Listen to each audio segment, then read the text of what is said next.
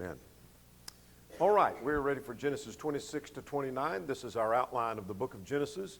We are in the second section, starting with chapter 12, dealing with the patriarchal history, and we are dealing with Isaac and Jacob. We're shifting gears here, meaning we're dealing primarily with the patriarch, the family head, and we're going from Abraham to Isaac, and we're now dealing with Isaac, and we're going to shift and be dealing with Jacob until we get to about 37, and then it shifts again. All right, let's review where we've been. So we have a number of chapters to cover as to where we've been. So let's talk about that. Chapter 1. Yes, 6 days of creation. Chapter 2. All right, man in the garden. Chapter 3. Adam and Eve sin. Chapter 4. Cain and Abel. Chapter 5. Genealogy from Adam to Noah. Very good. 6 through 9 deals with the flood. So chapter 6 specifically deals with reason and preparation for the flood. Chapter 7, the flood itself. Chapter 8, Noah comes out of the ark. And then chapter 9, there was the covenant and Noah's drunkenness. Chapter 10 and 11 go together seemingly as a unit, dealing primarily with the nations. So what is chapter 10 then? The nations that come from Noah's son. And then chapter 11, the dispersing came because of the Tower of Babel. So those two chapters talk about the development of the nations. Out of that, there was one nation that he focused on, and so that's chapter 12. What happens in 12? All right, promise to Abraham, a call and promise to Abraham, or Abram. Chapter 13. Abraham and Lot come back to Canaan, or return to Canaan. Chapter 14 was the war among the kings, where Lot was rescued. Chapter 15, an important chapter because of verse 6. Yeah, he's assured of the covenant. Abraham believed God and it was counted unto him for righteousness, which then is dealt with in Romans chapter 4 as a great example of faith. Chapter 16 now. Hagar and Ishmael, they're going to help God out. Chapter 17, a key point for any Jew. Circumcision. And chapter is given as a sign. Chapter 18, there were how many men? 3 men came with a visit, later called angels in Hebrews. So the 3 men come with 2 announcements. Chapter 19, the destruction of Sodom and Gomorrah. All right, we're getting closer. Chapter 20, got a lot to remember. Abimelech takes Sarah.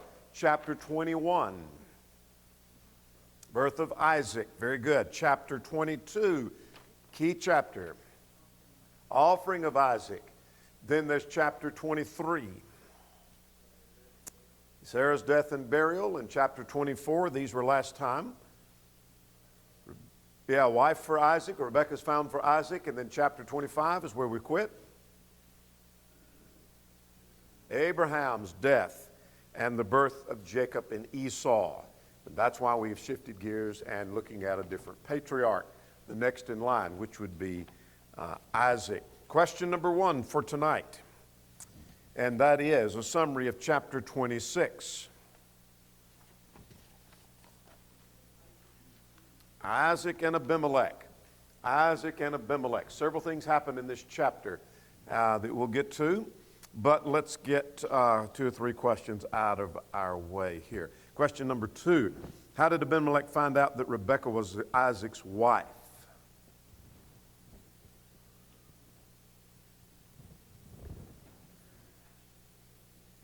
He saw them acting in a way that only a husband and wife would act. It didn't act like brother and sister, and so that gave that away. We'll say more about that in a moment. Question number 3, why did Abimelech ask Isaac to leave?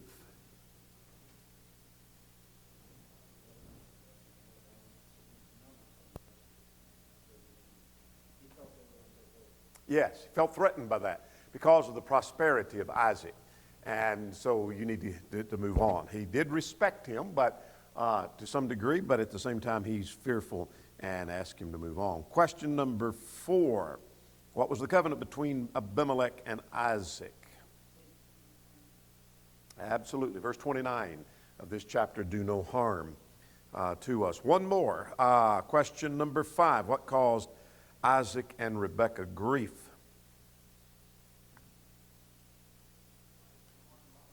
Yeah, absolutely. Yes. And that is who Esau married a daughter of the Hittite, and that was a grief to Isaac and Rebekah.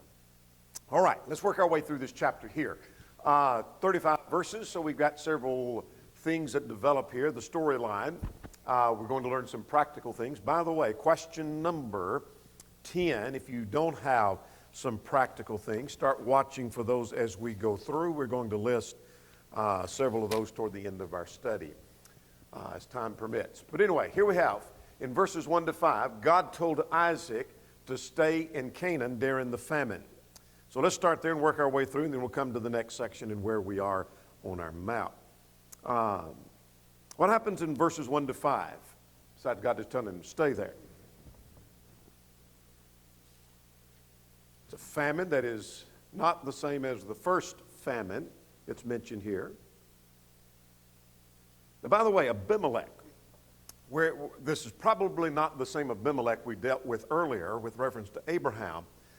The title Abimelech, or wearing the name Abimelech, was much like Pharaoh. There were a number of pharaohs, or Herod, for example. And so this is not necessarily thought to be, because a number of years have passed now. And so this is a emperor or ruler, but not necessarily the same ruler. That doesn't make a big difference. But we have here Abimelech mentioned, that Isaac went to Abimelech, king of the Philistines, in Gerar. We'll say something more about Gerar in a moment. But the Lord told him not to go down to Egypt.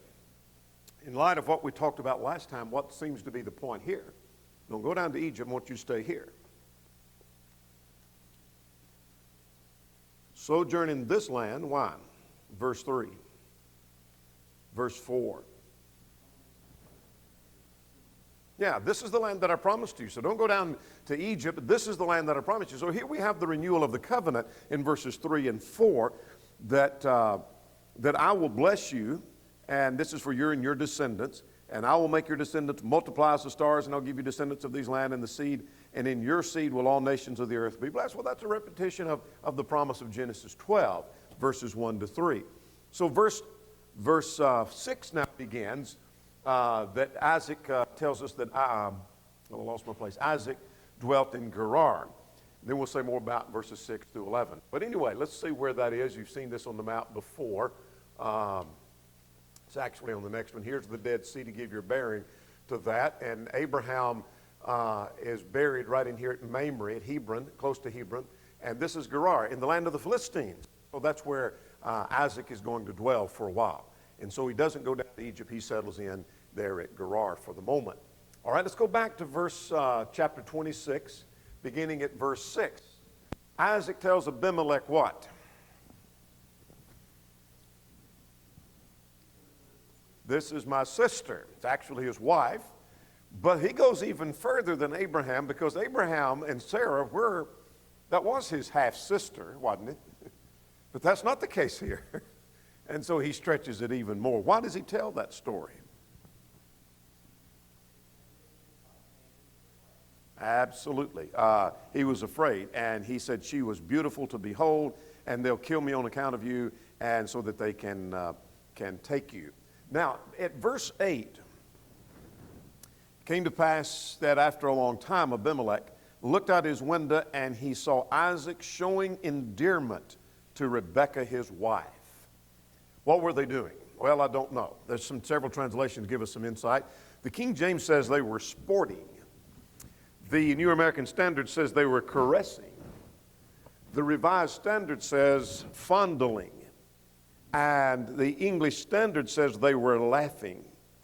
The footnote, there's a footnote in the ESV, I believe it's ESV, there's the footnote that says the Hebrew may suggest intimate relationship. I don't think that means that they're having a sexual relationship, but their contact with one another and the way they're acting with one another, that they are seemingly caressing one another. This is not typical for a brother and sister.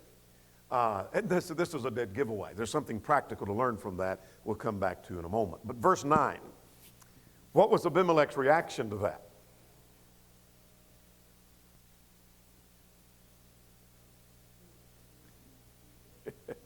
Yeah, why? Obviously she's your wife, and how did you say that you were this was my sister? And he was worried that something might have happened from that as soon as one of my people would have lain with her, then you would have brought guilt upon us. And so he said, he gave the charge, anybody who touches her shall be put to death. There was reverence and respect with Abimelech and the Philistines, as wicked as they were later in the Bible story. There was at least this respect that this is another man's wife, and we're not to touch her. Particularly, I think, in light of what they know about the God of Abraham and Isaac, and later the God of Jacob. Make sense? All right. Now, let's, anything practical so far? If you want to go ahead and start listing some of question number 10. There ought to be something out of verse 8 and 9 about the behavior of Isaac and Rebekah.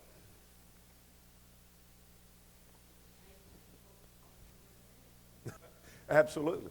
There is some behavior that's only appropriate for married people. And Abimelech recognized that. In our day and time, you see somebody in close bodily contact caressing one another. That doesn't necessarily mean they're married. Not in our day and time. But there is some conduct that's only appropriate for somebody that's married. That's something very practical. There's some behavior between males and females that's only proper for a man and his wife.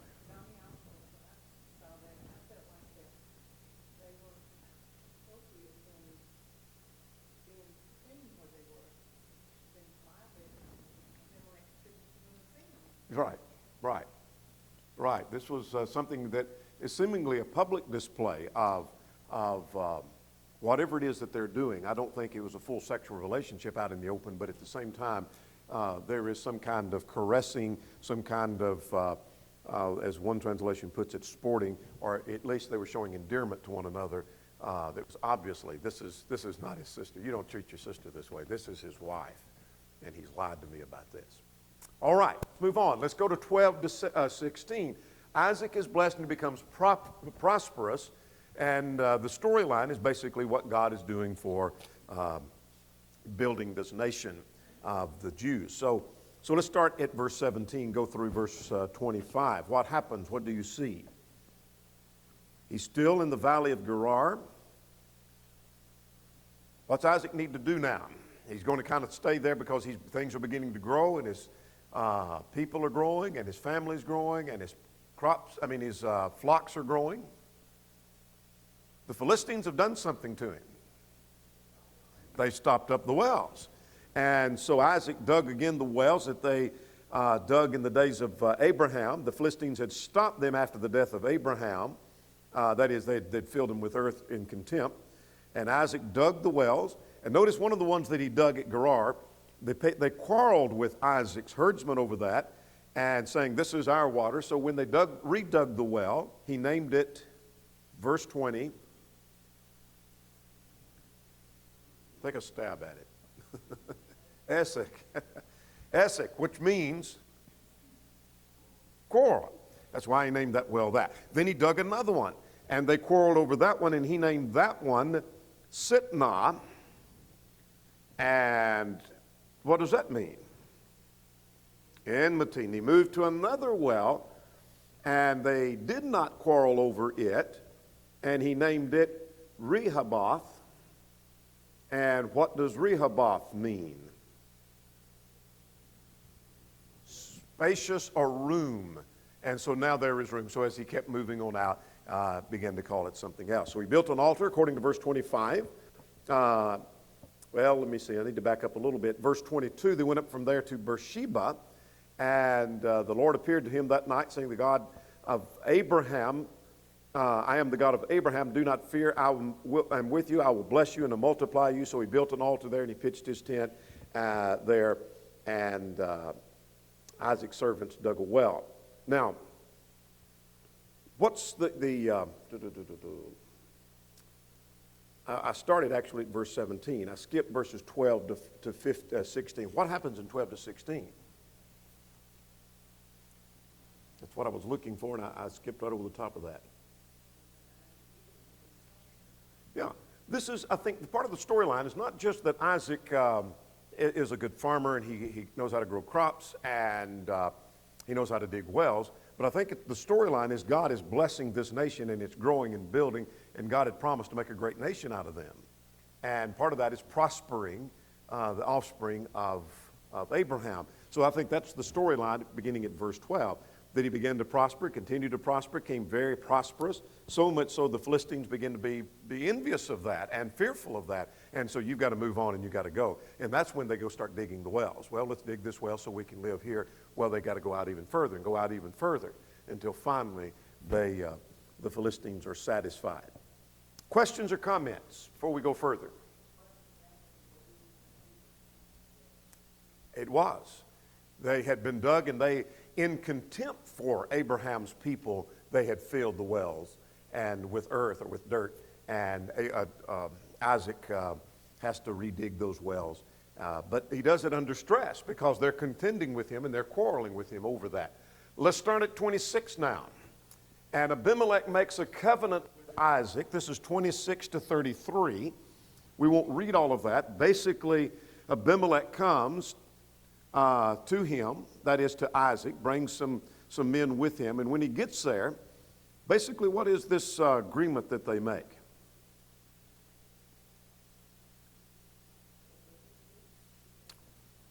Yeah, let's be at peace. Look at verse 29. That the agreement and the covenant, let us make a covenant, verse 28. And the covenant was that you will do us no harm, since we have not touched you, and since there is nothing, that we have done nothing to you but good, and we have sent you away in peace. So let this be the covenant. Let this be agreement. We're not going to harm one another. We basically sign a peace agreement, and we're going to get along, and we're not going to do each other harm. So they make this covenant. Let's move on to verses 34 and 35 and then come back to practical things we learn.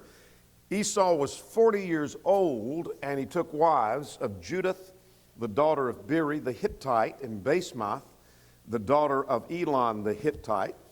And verse 35, what does it tell you?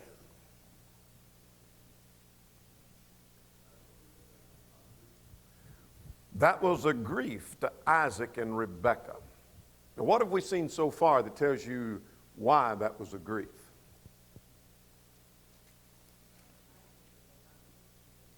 Yeah, God didn't want him to marry the people of the land. Isaac is concerned about that. In fact, Abraham was concerned about taking a daughter of the Canaanites for Isaac, and sent his servant off to the land to go find somebody from among their people. And so when Isaac has got a son that's going to get married, and he takes the daughter of the Hittites right there in the land of Canaan, the pagans, that was, what's the wording here at verse? That was a grief to Isaac and Rebekah. Now, let's stop for question 10.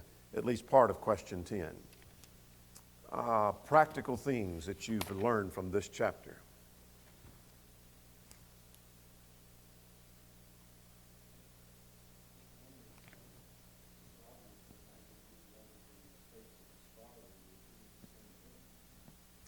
Good.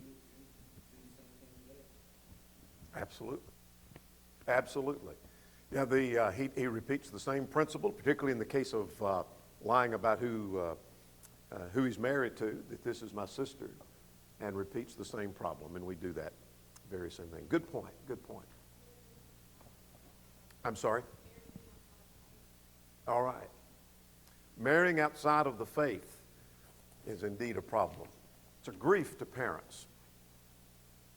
Godly parents who are interested in their children going to heaven are filled with grief when they see their children marry somebody that's not a Christian. Not saying it's wrong and sinful, it's a grief to them. They're filled with sorrow. Their heart aches because they know the danger that's involved in that, and they know what the likelihood is. All right, what else do you see? This chapter. Yes, ma'am.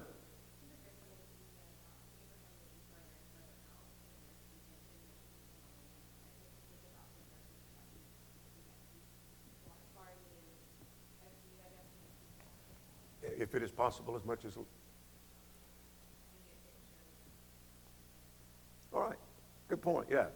He moves away from the contention and moves out for peace because things are crowded. It reminds us of Genesis 13, in fact. What else practical have you learned so far?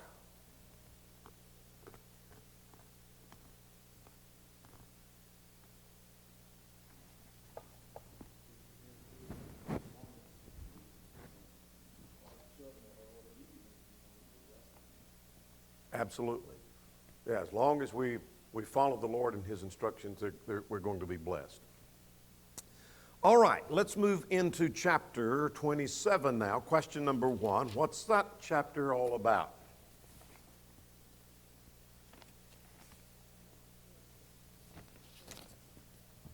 All right. Yes, Jacob is blessed by Isaac instead of Esau. And raises some questions for us, and we'll get to those questions here in just a second. So Jacob blessed by Isaac instead of Esau. And so we're going to see Isaac ask Esau to bring him some game, and he would bless him. Then Rebekah and Jacob deceive Isaac, and Jacob is blessed. And then Isaac begged and wept. And then Jacob fled to Haran to escape Esau's wrath because he was going to kill him. All right, let's get a question or two out of the way. Why was Jacob blessed instead of Esau? Question number 6. I'm sorry? He tricked his father. He was indeed deceived. We'll say more about that and how that was done in a moment. Question number 7. What was Rebekah's concern in chapter 27 and verse 46?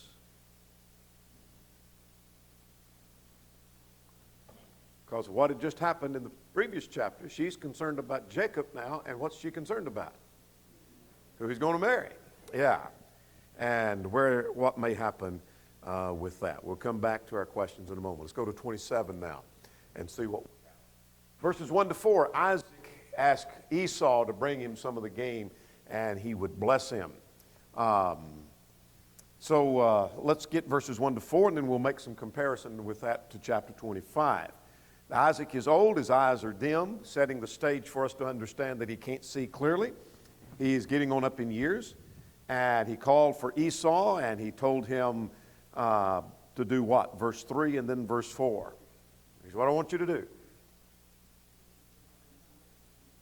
I want you to go out and kill some animal, and I want you to go out and find some meat, and I want you to bring it home and cook it for me, and bring me some of the tasty food, the savory food that is I love, that I may eat it, and that my soul may bless you before I die.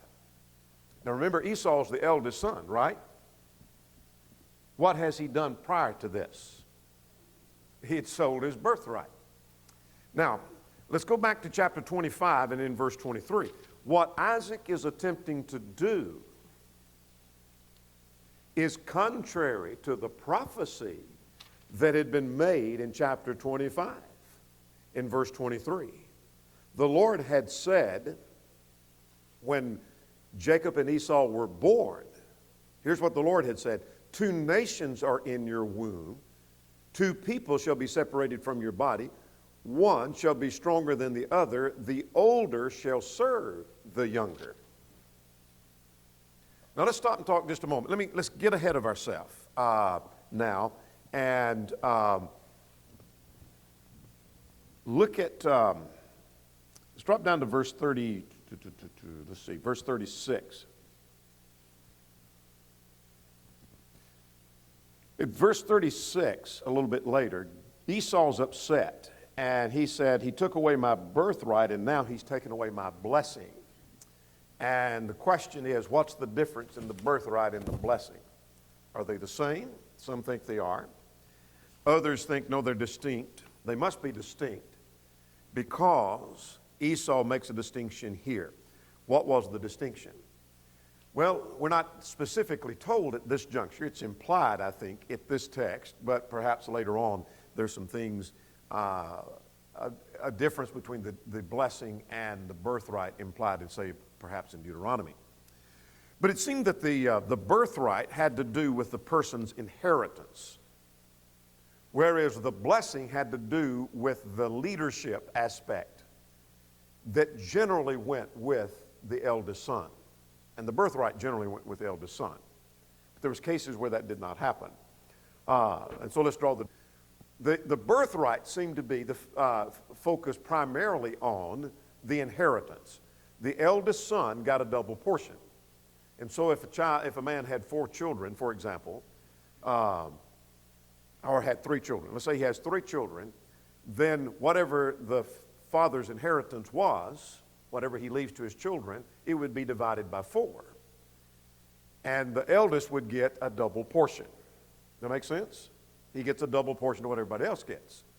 Well, that principle is seen in Deuteronomy 21. Now, I know the law hasn't come yet. Deuteronomy comes later than that. So this is not, Abraham or Isaac is not following the Old Testament law because it hadn't come into effect yet. But the principle stayed the same, seemingly, concerning the birthright, Deuteronomy 21:17. The blessings seem to have to do with male leadership and the headship. And in addition to the double portion, that there would be a blessing of becoming the family head. And notice that this is being done near the death, right near the death of Isaac, because now there's going to be the appointment of a new family head. And so there's that leadership aspect. And that seems to be the distinction. So my point is, when I come back to chapter 27 and verse 2 and 3, when Isaac is attempting, go my son, he says to his oldest son Esau, you go out and cook me this food, and when you come back, then I will bless you. That was contrary to the prophecy of Genesis 25. God had said that wasn't going to be the way it was. And so Jacob may have received this by deception, but God had prophesied this is the way it was going to be. Make sense? He's trying to do something contrary to the prophecy that has already been given. Well, be that as it may, let's talk about what happens next. Beginning at verse 5 through verse 29, Rebekah connives a little bit. Why does she do this? He's her favorite, so she's playing favoritism. And so this is her favorite son, and she goes to Jacob and tells him that we're going to deceive your daddy. And so I'll cook, go get me 2 of the choice lambs, bring them in, and I'm going to cook them and I'll prepare them. And Jacob thinks of, wait a minute, we got a problem. What is it? He's a hairy man, and I'm not. I'm a fair-skinned or smooth-skinned man. And so she takes some of the skin of the lambs and puts it on the back of his neck and on his hands so that when his father feels for him, he feels a hairy man. Now, notice what the father said at verse 22. Jacob was near to Isaac, his father, and his father said, the voice is Jacob's voice, but the hands are the hands of Esau. He's functioning not on what he hears, but on how he feels. There ought to be a lesson in that somewhere. There ought to be a sermon in that. He's functioning on not what he hears, but he functions on how he feels. And it was wrong. Feelings can be wrong. His hearing was right. His feelings were wrong. Well, if that wouldn't preach, nothing will. That ought to preach. Do what? Yes. Yeah. He's functioning on feelings. He's functioning on emotions, not on what he heard. It's the voice of Jacob, but it's the hands of Esau. And anyway, I'm going to resist the urge to preach a sermon there on that. But boy, if I could, it would be good. I'd miss tell you it would be good. And let's get down to verse 20. Where am I? Verse 29. As this finally comes to an end, so this section comes to an end. Notice that he said, come near and kiss me, and he smelled the smell of the clothing. And so what does he do, 28 and 29? He blesses him. And that's a ceremonial theme. Everything I can read at least that I can gather about this blessing was not just, well, I bless you, but it was a ceremonial thing. And he seems to go through this ceremony of surely the smell of my son is like the smell of the field, and therefore may God give you the dew of the dew of heaven and the fatness of the earth and the plenty of grain and wine, and let the people serve you and the nations bow down before you. And cursed be everyone that curses you, and blessed be everyone that blesses you. So he goes to this ceremonial blessing and pronounces him as kind of the family head and the family leader. He gets the blessing. He's already bought the birthright, and now he has the blessing. And he's got both. Now, things thicken up a little bit. 30 to 40. Esau begs. Perhaps this is what Hebrews 12 is talking about, that he sought it bitterly with tears. Remember that? And found no place for repentance. Remember that? We talked about that last time. Repentance on whose part? Isaac's part. Isaac didn't change his mind. That was the point in Hebrews 12. So now notice at verse 30 that as soon as he had finished that, here comes Esau bringing in his game that he has done. And when Isaac realized this, notice at verse 33. What happens? It's Isaac's reaction. He trembled exceedingly. He's been deceived. He now trembles, but it's too late. There'll be a sermon in that. It ought to be. I'll tell you, that right there will, as the old timers used to say, that'll lather up right there. It's too late now. He's been deceived. And what was Esau's reaction? Verse 34.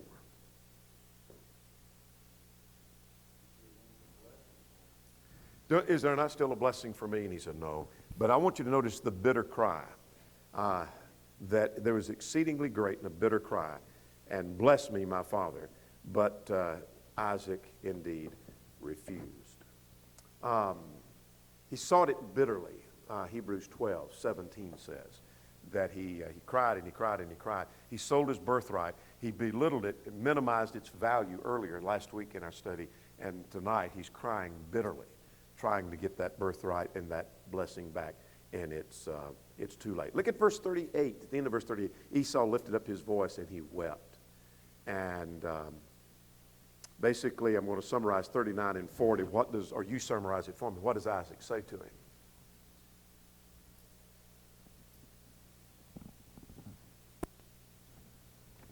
What Isaac himself has learned, it's too late. You're not going to get the blessing. You're going to serve your brother, is what you're going to do. You're not going to be the leader.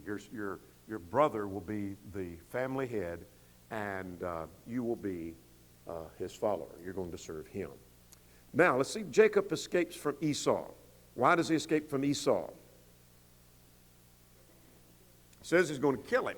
Now, verse 41 says that he said this in his heart. However, Rebekah knew about that. So it must have been not only in his heart, he must have said it even louder, or at least expressed that to someone who told her, or expressed it to her himself. But be that as it may, Rebekah knows about that. And she goes to Isaac, and or she goes and tells and sends Jacob away, and that tells him to go where? Go to Laban in Haran, and until your brother's fury has passed. And verse 46, Rebekah said to Isaac, I'm weary for my life because of the daughters of Heth. If Jacob takes of the daughters of Heth, like these who are the daughters of the land, what good is my life to me? You tie that back with what we just saw over here in chapter 26 and verse 35. When Esau married the Hittite girls, that was a grief to them. And she says, now if Jacob, my favorite son, were to marry some heathen, then what good is my life to me? Something practical in that. So let's stop for question 10 again. Anything practical from chapter 27?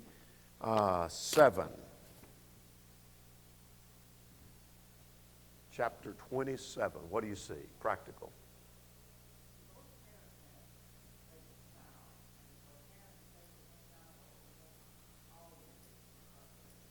It does. It's going to create problems. Favoritism never wins out. Never wins out. What else?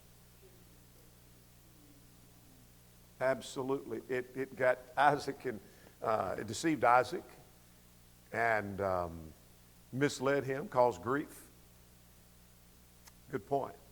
Functioning on feelings, how I feel, rather than what I hear and what I know to be right. What else practical do you learn from chapter 27?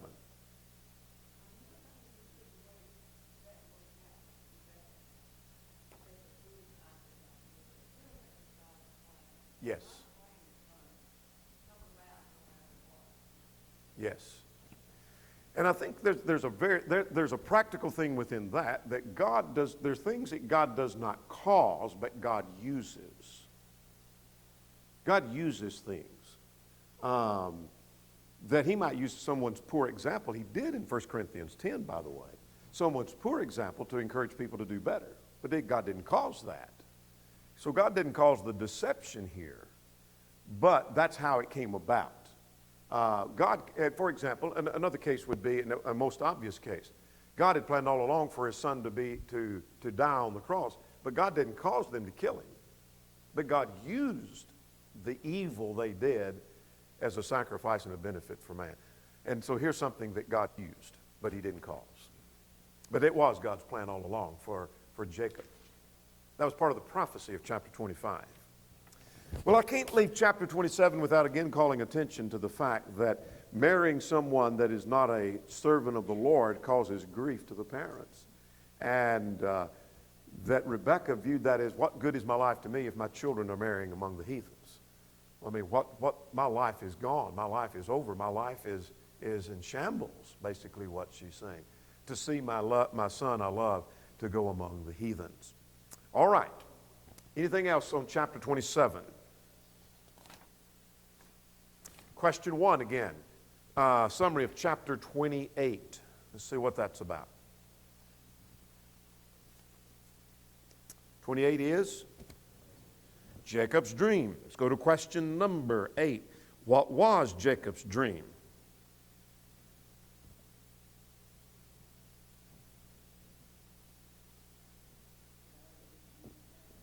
The ladder reaching to the heavens, yes. And what else? I'm sorry, I didn't mean to interrupt. Okay. All right. Angels ascending and descending upon the ladder. Alluded to seemingly in John 1, but by our Lord. Now, question number 9. What was Jacob's vow at Bethel?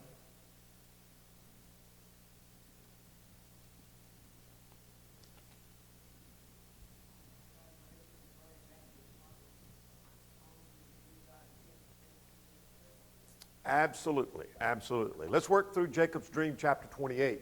Isaac sends Jacob to Laban for a wife, verses 1 to 5. And so Isaac called Jacob to him and blessed him and charged him and said to him, "You shall not take of the daughters of the wife of Canaan." He said, "Arise and go to Padan Aram." Where is Padan Aram? Hard to find on the map, at least the maps I've got. You may have one that shows it exactly.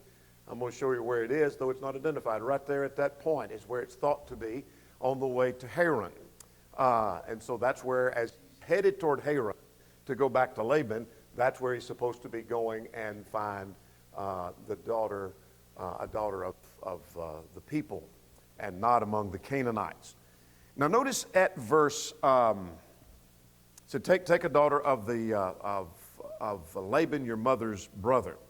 Now, at verse 3 and 4, what do you make of verses 3 and 4 when he says, "May God Almighty bless you and make you fruitful and multiply you, and that you may be an assembly of people," basically what the blessing that he'd given before. When he calls Jacob, he knows it's Jacob this time. He was deceived the last time. He thought it was Esau that he was giving this blessing to, and now he knows it's Jacob, and he calls him in and he says to him thus. What I make of that, let me just tell you what I make of it, and you may agree or disagree. It seems to me that Isaac is realizing that he was perhaps wrong in trying to bless Esau. And that this was perhaps the intent. Perhaps he remembers now the prophecy. Maybe God had reminded him, I don't know. But he reassures Jacob of the blessing that he has given to him. And so he sent him away, as the text says. Now, at verse 6 through 9, what happens?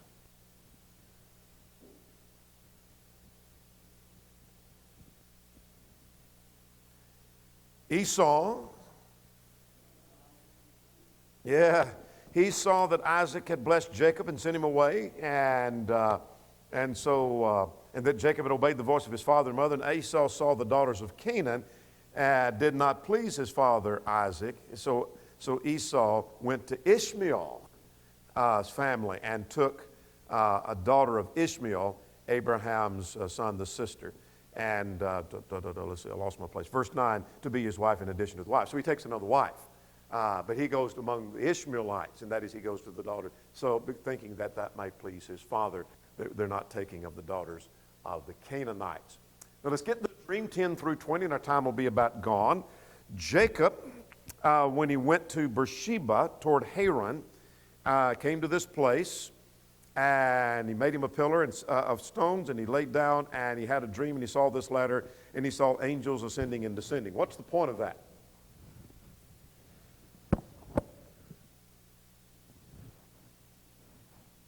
Or do you know? Well, seemingly in John 1 and 51, that seems to be an allusion to this principle, to this story. It seems to be a communication between heaven and earth. And so he sees this vision of a ladder that reaches into the heavens, and angels of God ascending and descending upon that. There seems to be communication between heaven and earth. And when Jacob awoke from his sleep, he said, surely the Lord, I'm reading at verse 16, is in this place, and I did not know it. That was his reaction to that. Let's see, what else do we see? Verse 17, how awesome is this place, verse 17, and this is none other than the house of God. Now that conclusion he draws tells me something about what God intended for him to draw. This is God communicating with you. This is none other than the place of the house of God, is what he's saying. That's his conclusion. There is communication between him and God. In other words, what I take from this letter, at least in part, maybe this is not the full function of that, Isaac has just blessed Jacob. And by appointing him as being the family head, he is the one through whom the lineage is going to come, is he not? And so this is going to be God's confirmation of that, seemingly. Does that make sense? That indeed you are the one that has been blessed, and you are the right one to be blessed. And God is communicating with him. Make sense? Up and down, Jazz? You want me to go back to one of those good sermons that we passed up? Does that make sense? All right. It's seemingly, this is God's confirmation of that. And then he rose from there, and then he wanted to, of all that he had, he wanted to give God a tenth. He wanted to praise and acknowledge and worship God as a result of that. But that seems to me be part of what that is. This is God's confirmation. You are the one that was blessed, and God recognizes that. This is God communicating with man.